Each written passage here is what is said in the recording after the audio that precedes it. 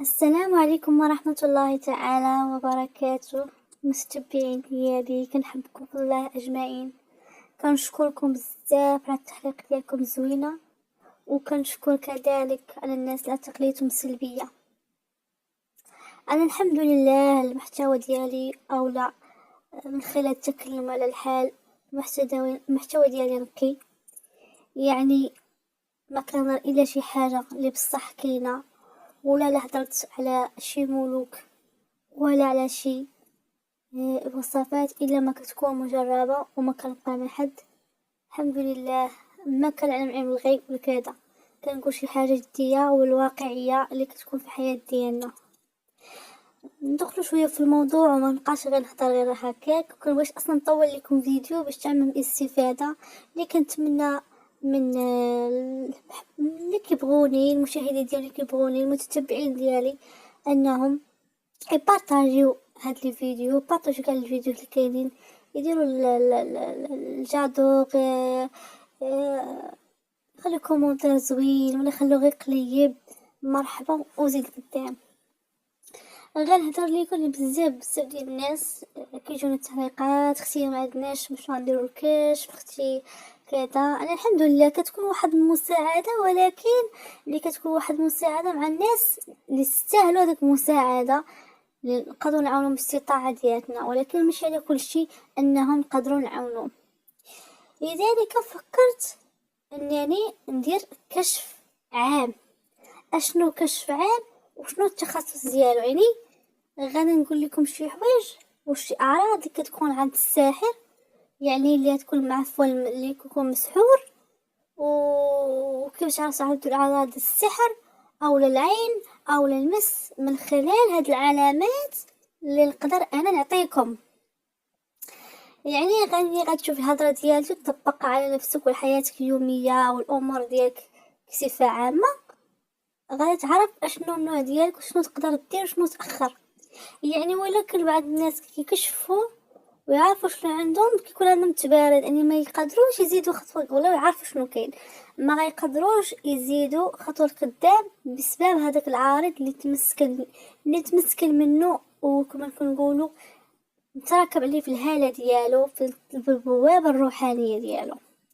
لذلك انا قررت ندير هذا الكشف، ولي غنبداو ما شاء الله وتبارك الله، واللهم صل وسلم وبارك على سيدنا محمد الفاتح ما غلق والناصر والحق والحق والهدي الى صراط المستقيم.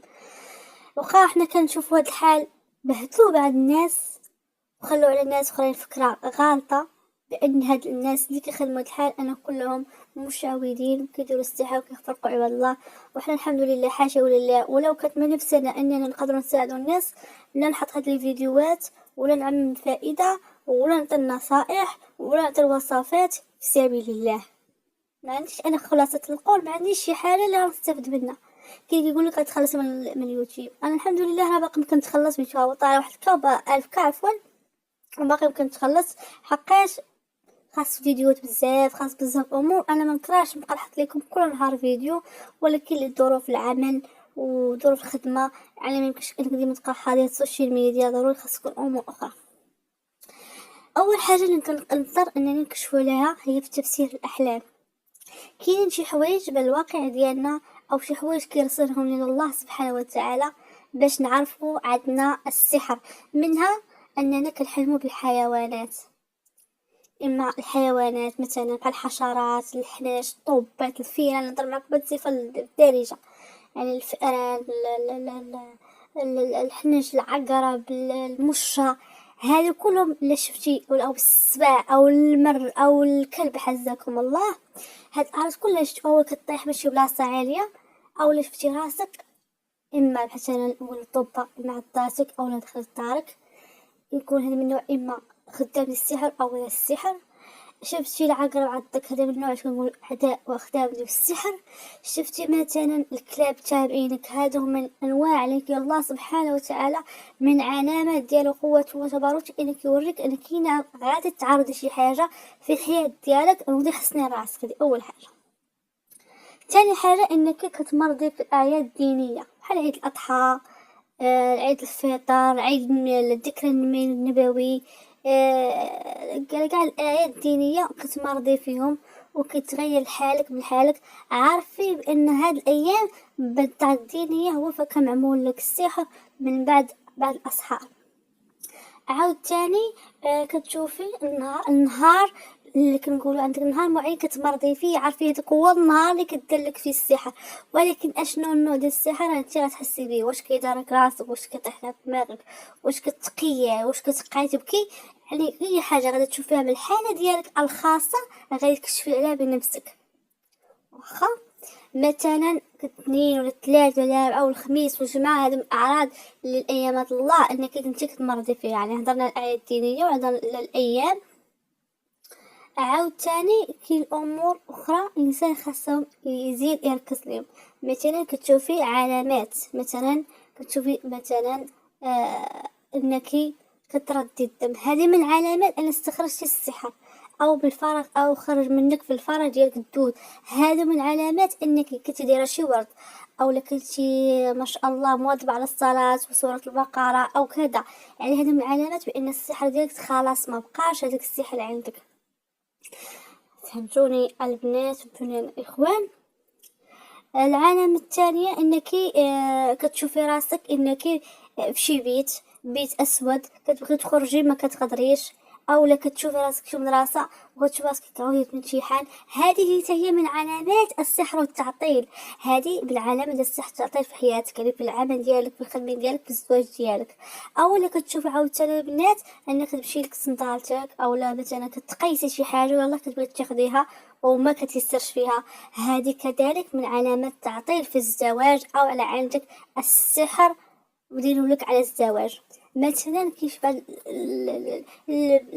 كنقولوا على بعض العيالات اللي كتكون عندها تشويق في الذريه الصالحه، او كتحمل وما كيسهرش لله، كتشوف عاوتاني شي مرأة شرسه خايبه الصفه عياذ بالله، انه كتجي كضرب لها الكرش اللي كنسموه حنا ام الصبيان، كضرب الكرش وما كيسهرش ليها الله ديال في هذاك الحمل ديالها. يعني هذه من علامات ديال هكذا ام الصبيان. انا كنقول لكم علامات كليه ديال الاسحار عياذ بالله من ذكرهم. يعني في هذه اللحظه البنات، هاد الاخت اللي شفتي هاد العلامات عارفه راه عندك ام الصبيان، عالجي راسك ودير التحسين وراه كتقطع بامور روحانيه. عاوتاني البنات هذه كنبقاو غادا معكم شويه شويه. عاوتاني البنات كتشوف راسك مثلا كي مثلا وسط شي بحر غارق بزاف وكتغرقي فيه يعني تشوفي راسك في شي بحر وكتغرقي فيه وكتحاولي انك تخرجي منه، قدرتي نجيتي ولا ما نجيتيش. يعني هذا هي كتبدا من علامات السحر عندك في البحر. عاوتاني كتشوفي راسك انك شي بلاصه في شي مقبره كتجيب لي شي حاجه، او لا كشوفي شي، او الله سبحانه وتعالى كيكشف لك هذيك البلاصه اللي معمول لك فيها السحر. هذه من علامات السحر المقابر. او عاوتاني كتشوف في الاحلام ديالك يا سبحان الله انك كتخرجي توكال، او لا انك شي حد كيوكل فيك. هذه كلها من علامات السحر اللي كنقولوا السحر من عن طريق الجن، ان كيوكلك الجن وخدام الجن.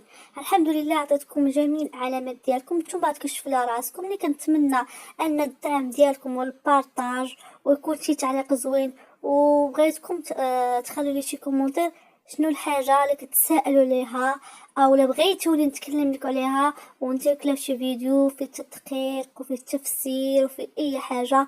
مرحبا والف مرحبا. ولا بغيتو حتى تحطوا الاحلام ديالكم ونجاوبكم على الفيديو، مرحبا والف مرحبا. ومرحبا بكم جميع الاعمال الروحانيه. الناس اللي كتصوني على خيط كبله مرحبا، راني كنخدمو وكنتمنى لكم تبارطاج وتبارك الله عليكم والله يسهل.